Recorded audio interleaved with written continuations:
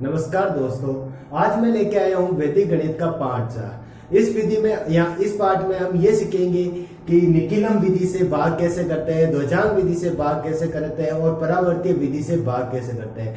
इन विधियों को सीखने के बाद भाग हम आसानी से कर पाएंगे, जिसमें हम सबसे पहले सीखेंगे निखिलम विधि से भाग। निखिलम विधि से भाग सीखने से पहले हमें ये जान लेना है कि ये भाजक होता है, तो इस भाजक के आधार पर ये हमें आधार तय करेंगे। तो यह भाजक सबसे नजदीक है 100 के पास, तो यहाँ पे हम लेंगे इसका आधार 100। आधार हम लेंगे 100, आधार हमारे पास आया 100, तो 100 आधार आया। इसके बाद हमें निकालना है विचलन। विचलन निकालने का सूत्र है संख्या माइनस आधार। विचलन बराबर संख्या माइनस आधार। संख्या हमारे पास है 97 और माइनस आधार। आधार हमारे पास है 100, तो यहाँ पे हमारे पास विचलन आया 97 में से 100 गए -03 आ रहा है। तो यहाँ पे निखिलम विधि में ये प्रक्रिया है कि जब कभी भी विचलन ऋणात्मक आए तो विचलन विधि निखिलम विधि में सदैव विचलन धनात्मक लेते हैं। निखिलम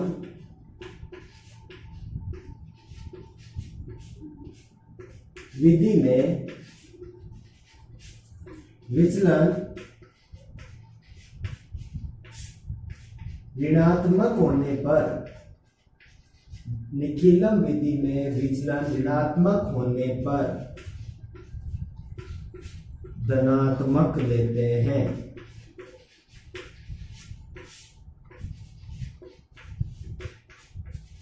अतः विचलन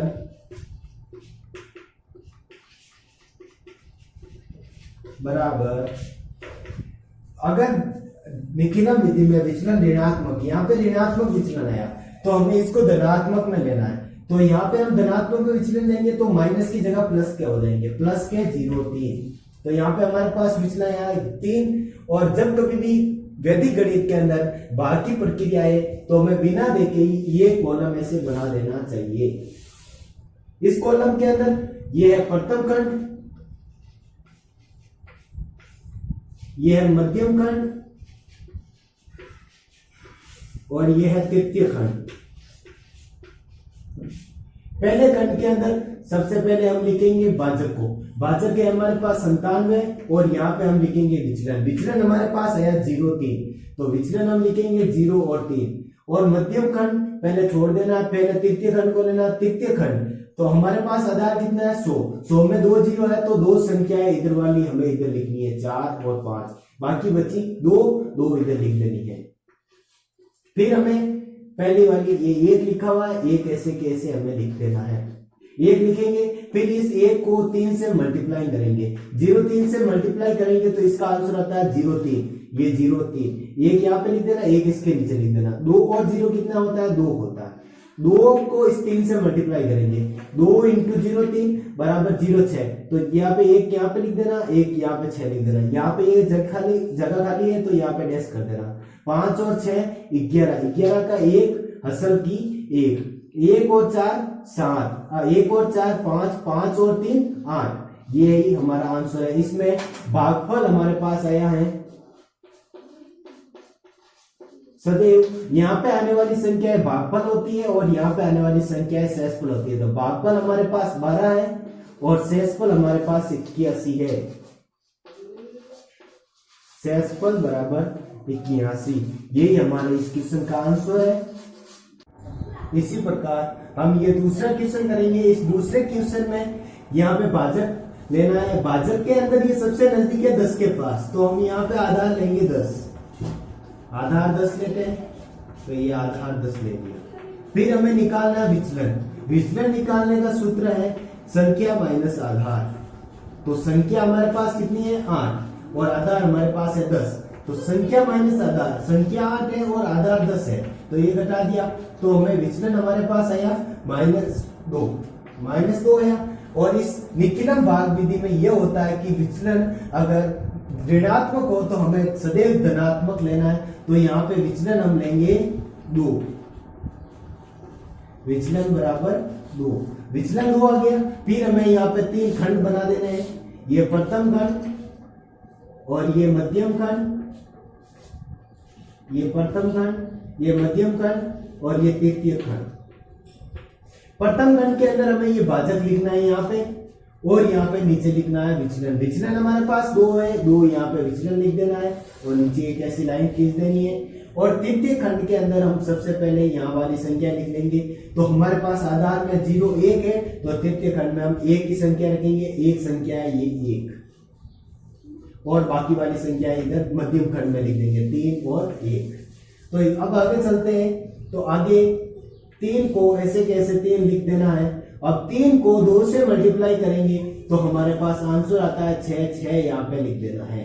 तो 6 और 1 7, 7 का 7, 7 का 7 लिख देंगे। फिर हम इसको 7 को 2 से मल्टीप्लाई करेंगे। 7 को 2 से मल्टीप्लाई करेंगे तो यहाँ पे हमारे पास आंसर आता है 14, 14 का हमें यहाँ पे 14 लिख देना है। और 1 और 4 कितने होते हैं 5, और 1 का 1 यहाँ पे।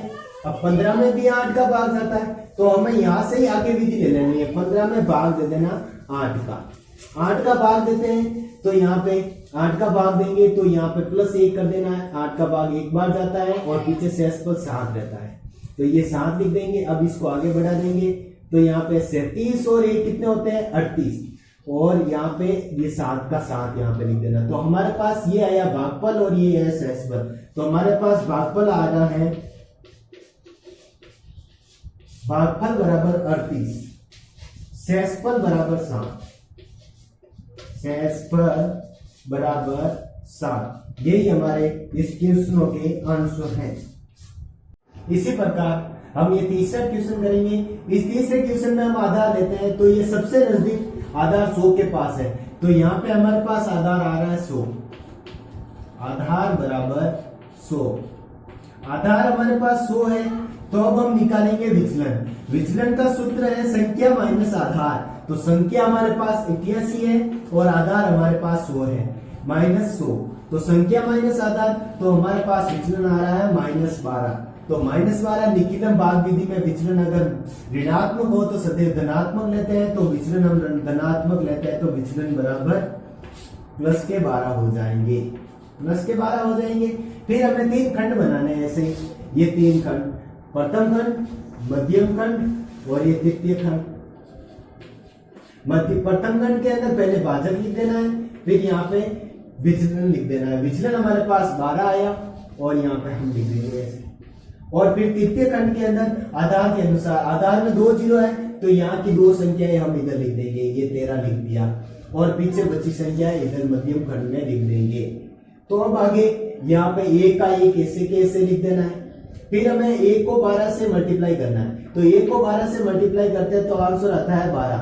12 का 1 यहाँ पे और 2 यहाँ पे लिख देना है। 1 0 और 1 होता है 1, 1 का 1 लिख दिया। 1 को फिर 12 से मल्टीप्लाई करेंगे तो हमारे पास आंसर आता है 12। तो 12 का 12, यहाँ पे कुछ नहीं है तो डैश कर देंगे, और 3 और 2 5, और 1 और 2 3, 3 और 1 4। तो ये हमारे इसके आंसर है। तो फ्रेंड्स, हम निखिलम विधि से भाग सीख गए हैं, तो अब इसके आगे हम परावर्ती विधि से भाग सीखेंगे। निखिलम विधि और परावर्ती विधि से भाग सीखने में ज्यादा कोई अंतर नहीं है। निखिलम भाग विधि में यह होता है कि विचलन सदैव ऋणात्मक से धनात्मक लिया जाता है, लेकिन परावर्ती विधि में ऋणात्मक से धनात्मक भी ले सकते हैं और धनात्मक से ऋणात्मक भी ले सकते हैं। तो इसी प्रकार हम इसमें भाजक है हमारे पास 103, 103 सबसे नजदीक है आधार 100 के पास। तो आधार हमारे पास आया है 100, तो आधार है 100। तो आधार के बाद हम विचलन निकालेंगे। विचलन हमारे पास, विचलन का सूत्र है संख्या माइनस आधार। तो संख्या हमारे पास 103 है और आधार 100 है, तो संख्या 103 है तो 103 माइनस आधार 100, तो हमारे पास विचलन आ रहा है +03, +03 आ रहा है। लेकिन परावर्ती विधि में अगर धनात्मक विचलन हो तो ऋणात्मक लेंगे, ऋणात्मक विचलन हो तो धनात्मक लेंगे। तो यहाँ पे 03 की जगह विचलन हम लेंगे -03, विचलन -03। अब इसी प्रकार जिस प्रकार हम निखिलम में 3 खंड बनाया था, तो इसी प्रकार हम इसी में भी बनाएंगे। इसमें ये प्रथम खंड हो गया, ये मध्यम खंड और ये तृतीय खंड। प्रथम खंड में हम लिखेंगे पहले यहाँ पे 103 भाजक, फिर हम यहाँ पे लिखेंगे विचलन। विचलन हमारे पास है माइनस के 0.3, माइनस के 0.3, माइनस के भी 0 और माइनस के भी 3। और मध्यम खंड को पहले छोड़ देना है, पहले तृतीय खंड में आना है। तृतीय खंड आधार में 2 0 है, तो 2 संख्याएं हमें यहाँ पे लेनी है, 5 और 4। पीछे बची 2 संख्याएं हमें मध्यम खंड में लिख देनी है। फिर हमें ये 1 का 1 ऐसे ही लिख देना है। 1 को फिर इससे मल्टीप्लाई करते हैं तो माइनस के 0.3, माइनस के 0.3, ये माइनस का 0, ये माइनस का 3, माइनस का 0 कोई मायने नहीं लगता, तो 1 में से 0 गया 0 1, और फिर 1 को फिर इससे मल्टीप्लाई करेंगे तो माइनस के 0.3, ये माइनस के 0 और ये माइनस के 3, माइनस 4 में से 3 गए 1 और 5 में से 3 गए 2 2 और 0 का कोई मायने नहीं लगता, तो ये 2। तो यहाँ पे हमारे पास भागफल आया है 11, ये है भागफल और ये है शेषफल। तो भागफल है 11 और शेषफल है 21। ये हमारे इस क्वेश्चनों के आंसर है। तो इसी प्रकार हम परावर्ती का ये दूसरा क्वेश्चन करेंगे। इसमें हम पहले सबसे पहले भाजक लेते हैं। भाजक सबसे नजदीक है, 100 के पास 200 बहुत दूर हो जाएंगे, तो यहाँ पे हम आधार लेंगे 100। तो यहाँ पे आधार हमारे पास आया 100। तो इसके बाद हम निकालेंगे विचलन। विचलन निकालने का सूत्र है संख्या माइनस आधार। तो संख्या हमारे पास है 123, ये 123 का 23 माइनस आधार, आधार हमारे पास आया है 100, तो इसका विचलन आ गया 23। अगर परावर्ती विधि में विचलन धनात्मक हो तो ऋणात्मक लेंगे, तो विचलन ऋणात्मक लेने पर आता है माइनस के 23, माइनस के 23। उसके बाद हमें 3 खंड बनाना है। ये 3 खंड, ये प्रथम खंड, ये मध्यम खंड और ये तृतीय खंड। ये तृतीय खंड, प्रथम खंड में हमें यहाँ पे भाजक लिख देना है, ये 123 का 23, और यहाँ पे हमें लिख देना है विचलन। विचलन हमारे पास माइनस 23 है, ये और तो ये माइनस 23। फिर हमें यहाँ पे तृतीय खंड के अंदर आधार के अनुसार संख्या लेनी है। आधार हमारे पास 100 है, 100 के अंदर 2 0 है, तो 2 संख्याएं लेनी है। 2 संख्याएं हमारे पास 85 पीछे वाली, पीछे बची 3 संख्याएं, 3 संख्याएं हमें मध्यम खंड में लेनी है। मध्यम खंड में 1 4 और 8। फिर हमें यहाँ पे 1 का 1 लिख देना है। फिर 1 को हम इससे मल्टीप्लाई करेंगे, तो मल्टीप्लाई करते हैं तो 1 को मल्टीप्लाई करेंगे तो माइनस 23, माइनस के 23, ये लो माइनस के 23। 4 में से 2 गए, 4 में से 2 गए, तो हमारे पास बचते हैं 2। तो अब 2 को 23 से मल्टीप्लाई करते हैं, 2 को 23 से मल्टीप्लाई करते हैं तो 46, तो ये माइनस का 4 और ये माइनस का 6। तो यहाँ पे 4 में से 3 गए, और 4 में से 4 और 3 7, 8 में से 7 गए, पीछे बचा 1। 1 को वापस 33 से मल्टीप्लाई करेंगे तो यहाँ पे आता है 23। तो 23 हमें यहाँ पे लिख देना है माइनस के 2 और माइनस के 3। यहाँ पे कुछ नहीं है तो डैश कर देंगे। 5 में से 3 गए 2, और 8 में से 8 गए, माइनस के 6 और 2 8, तो 8 में से 8 गए, पीछे बचे 0। तो हमारे पास आंसर आया इसका भागफल बराबर 121, शेषफल आया 2। यही हमारे इन क्वेश्चनों का आंसर है। तो हम परावर्तीय विधि के बाद ध्वजांक विधि से बात सीखेंगे। ध्वजांक विधि वैदिक गणित के अंदर सबसे इंपॉर्टेंट टॉपिक्स है। इस टॉपिक्स के अंदर ये भाग विधि है। तो भाग विधि में मैंने पहले ही बता दिया है कि भाग विधि देखते ही हमें 3 खंड बना देने हैं। ये प्रथम खंड हो गया, ये मध्यम खंड हो गया और ये तृतीय खंड हो गया। हमें प्रथम खंड के अंदर पहले सबसे पहले भाजक लिखना है। ये भाजक हो गया, भाजक हमारे पास है 112 हमारे पास भाजक है। फिर हमें लिखना है ध्वजांक विधि करते हैं तो हमें ध्वजांक भी तो लिखना पड़ेगा। तो ध्वजांक हमारे पास, ध्वजांक होता क्या है? ध्वजांक होगा भाजक का सबसे अंतिम अंक की ध्वजांक होगा, तो ये ध्वजांक हो जाएगा। फिर हम मुख्यांक लिखेंगे। तो मुख्यांक में हम क्या लिखेंगे? मुख्यांक में होगा कि ध्वजांक को छोड़कर पीछे वाली पूरी संख्या। तो 2 को छोड़कर पीछे रहा 11 हमारा होगा मुख्यांक। ये हो गया मुख्यांक। तो अब हमें तृतीय खंड में जितने ध्वजांक बन गए, ध्वजांक में 1 अंक है, तो ये पीछे वाला 1 अंक हमें तृतीय खंड में लिख देना है। तृतीय खंड में हम लिख देंगे 2, और मध्यम खंड में पीछे 3 संख्याएं बची है, तो ये 3 संख्या लिख देंगे, 4 5 और ये 3। अब हमें संख्या शुरू करना है, तो हम संख्या शुरू करेंगे। तो सबसे पहले पहला संकेत लिखेंगे। 11 में 4 का भाग देते हैं, तो 11 में 4 का भाग देते नहीं, तो 11 का भाग हम 45 में देंगे। 11 भाग 45, 11 का भाग 45 में नहीं 45 भाग 11 देते हैं। तो भागफल हमारे पास आता है 4 और शेषफल हमारे पास आता है 1। भागफल हमें यहाँ लिख देना है, भागफल हमारे पास 4 है, ये 4 लिख दिया। शेषफल हमारे पास 1 है, तो 1 हमें 3 के आगे लिख देना है, नीचे छोटे अक्षरों में, छोटे अक्षरों में लिख देंगे।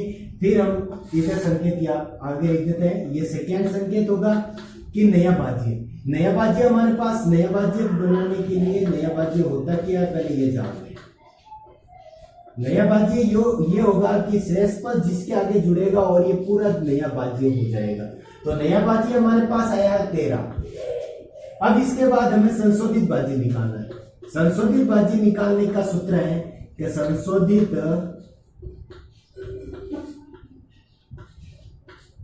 भाज्य बराबर नया भाज्य माइनस भागफल इंटू ध्वजांक। तो नया भाज्य हमारे पास क्या आया 13 का 13, ये माइनस का माइनस, भागफल अंक हमारे पास क्या है 4 है, इंटू ध्वजांक। ध्वजांक हमें 2 दिया है तो ये 2 होगा ध्वजांक। तो 13 का 13 लिख देंगे और माइनस 4 इंटू 2 कितना होता है 8। तो ये 13 में से 8 गए 5, पीछे रहे 5। अब फोर्थ पॉइंट हमें ये वापस इसी प्रकार शुरू करना है, फर्स्ट सेकेंड थर्ड, फिर वापस ये सही। तो यहाँ पे 45 का भाग 11 में दिया, यहाँ पे ये 5 आया, 5 का भाग हम 11 में देंगे। तो 5 का भाग हम 11 में देते हैं तो हमारे पास भागफल आता है 0, यानी कि 11 का भाग 5 में बिल्कुल बाहर भी नहीं जाता है, तो ये 0 और शेषफल हमारे पास आ जाएगा 5। तो ये हो गया हमारा पीछे बचा शेषफल 5। अब हमें ये शेषफल और भागफल को हमें यहाँ पे लिख देना है और शेषफल 5 आया, 5 हमें यहाँ पे इसके आगे लिख देना है। अब ये अंतिम संख्या है तो ये हमारा क्या हो जाएगा, नया भाज्य 52, नया भाज्य बराबर 52 और ये अंतिम संख्या है। तो हमारा ये अंतिम संशोधित भाज्य है, ये 5वां पॉइंट हो गया, ये 6ठा पॉइंट हो गया। तो अंतिम संशोधित भाज्य, अंतिम संशोधित भाज्य, अंतिम संशोधित भाज्य में सबसे पहले हमें नया भाज्य लिखना है। नया भाज्य माइनस भागफल अंक। भागफल अंक हमारे पास अभी क्या आया, भागफल अंक हमारे पास 0 आया, तो 0 इंटू ध्वजांक। ध्वजांक हमारे पास क्या है 2, तो हम यहाँ पे ध्वजांक लिख देंगे।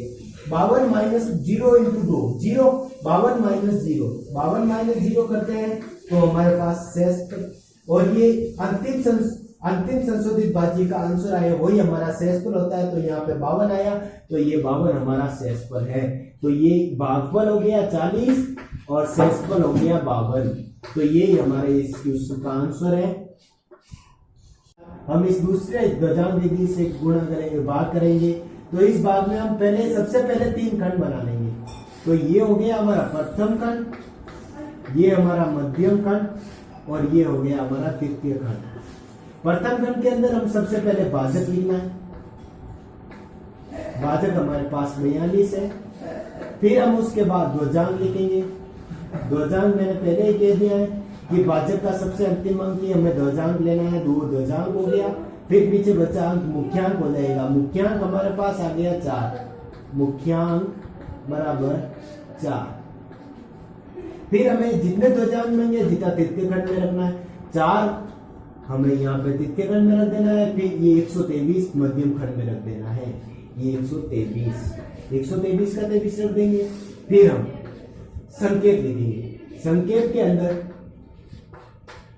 प्रथम संकेत हमारा ये है कि 4 का भाग 1 में जाता नहीं है, तो हम 4 का भाग 12 में देंगे। 4 का भाग 12 में देते हैं, 4 का भाग 12 में देते हैं, तो 12 भाग 4।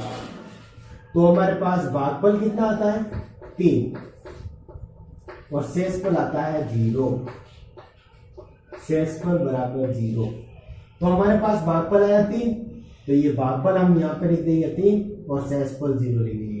तो हमारे पास नया भाज्य बना 0,3, तो ये सेकेंड पॉइंट हो गया। तो नया भाज्य नया भाज्य बराबर 0,3। अब हम आगे लेते हैं। तो हमारा तीसरा पॉइंट है कि संशोधित भाज्य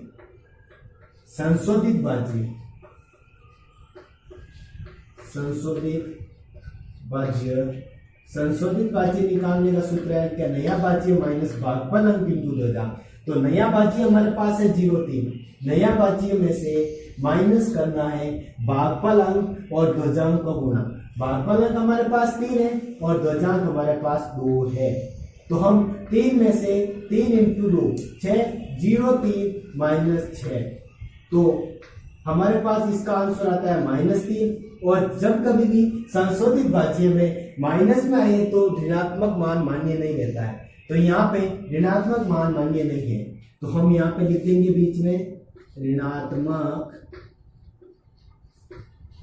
मान मान्य नहीं। तो अब हम आगे लेंगे, तो हम वापस इस प्रक्रिया को वापस दोहराएंगे। तो हम फोर्थ पॉइंट लेते हैं। तो 12 का भाग हम वापस 4 में देंगे। तो 12 भाग 4, हमने यहाँ पे भागफल 3 लिया, आपकी बार 2 ही देंगे। भाग 2 बार देंगे तो हमारे पास भागफल आ जाएगा 2, यानी कि 12 का भाग 4 का भाग 12 में देते हैं तो हम 2 बार लेंगे, पीछे 8, तो हमारे पास शेषफल आ जाएगा 4। तो हम यहाँ पे भागफल बराबर आ गया 2 और शेषफल आ गया 4। शेषफल आ गया 4। तो हम ये भागफल हम इस 3 को काट कर 2 लिख देंगे और ये शेषफल 4 आया तो हम इस 0 को काट कर 4 लिख देंगे। तो हमारे पास नया भाज्य बन गया 43। तो नया भाज्य बराबर 43। नया भाज्य 43 हो गया। फिर हम लिखेंगे संशोधित भाज्य। संशोधित भाज्य का सूत्र है कि नया भाज्य 43 है, 43 माइनस भागफल अंक हमारे पास 2 है, इंटू ध्वजांक भी हमारे पास 2 ही है। तो 43 माइनस 4 बराबर आंसर आता है 39। तो 39, तो हम फिर करेंगे, ये हो गया 5वां पॉइंट, ये 6ठा पॉइंट और ये 7वां पॉइंट। ये 7वें पॉइंट में हम करेंगे कि 39 का भाग हम मुख्यांक से देंगे। 39 भाग 4, तो 39 भाग 4 देते हैं तो हमारे पास भागफल आता है 9 और शेषफल आता है 3। तो हम आगे फिर भागफल आ गया 9 हम यहाँ पे लिख देंगे, शेषफल 3 आ रहा है, 3 हम यहाँ पे इसके। तो अब नया भाज्य बन गया 34। तो नया भाज्य बराबर 34। अब हम संशोधित भाज्य निकालेंगे। तो ये अंतिम संशोधित भाज्य, अंतिम संख्या रहेगी, मतलब अंतिम संशोधित भाज्य। अंतिम संशोधित भाज्य में क्या करेंगे कि नया भाज्य माइनस भागफल अंक इंटू ध्वजांक, यही हमारा इसका सूत्र है। तो नया भाज्य हमारे पास 34 है, माइनस भागफल अंक हमारे पास कितना है 9 इंटू ध्वजांक कर देंगे। ध्वजांक हमारे पास है 2, तो हम यहाँ पे 2 कर देंगे। तो यहाँ पे 34 माइनस 9 दूनी 18, तो हमारे पास यहाँ पे आ रहा है 16। तो यही हमारा अंतिम संशोधित भाज्य का आंसर है, वही हमारा शेषफल होता है। ये हमारा शेषफल होता है, तो ये शेषफल हो गया 16। तो ये भागफल आ गया, इसका आंसर भागफल बराबर 29 और शेषफल बराबर 16। ये इस क्वेश्चन का आंसर।